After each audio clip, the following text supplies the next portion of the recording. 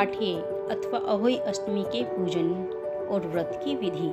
यह व्रत कार्तिक कृष्ण पक्ष की अष्टमी को किया जाता है। जिस वार की दिवाली होती है उसी वार को अहोई आठे भी पड़ती है।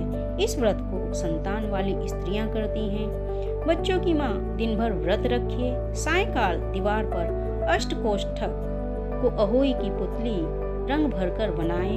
उसी पुतली के पास सेई और सेई के बच्चों के चित्र भी बनाए। यदि जगह कम हो और दीवार मार्बल की हो तो देहाती पुस्तक भंडार दिल्ली का छपा अहोई का बड़ा चार्ट मंगाकर दीवार पर लगा लें और उसकी पूजा करें। सूर्यास्त के बाद अर्थात तारे निकल आने पर अहोई माता की पूजन करने से पहले पृथ्वी को पवित्र करके चौक फोड़कर एक लोटे में जल भरकर एक पटले पर कलश की भांति रखकर पूजा करें।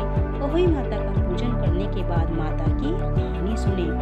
पूजा के लिए चित्र पहले से एक चांदी की अहोई बनवाएं और उसमें चांदी के 2-2 दाने डलवा लें। इस प्रकार गले में पहने हुए हार में कुंडल में लगा होता है। उसी भांति चांदी की अहोई और डोरी में चांदी के दाने डलवा लें।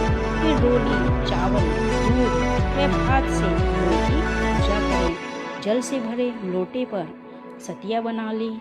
एक कटोरी में हलवा तथा रुपए का बायना निकालकर रख लें और 7 दाने गेहूं के लेकर कहानी सुने।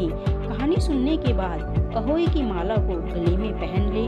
जो बायना निकाला है वह सासू माँ जी को पांव लगाकर आदरपूर्वक दे दें। इसके बाद चंद्रमा को अर्घ्य देकर स्वयं भोजन करें।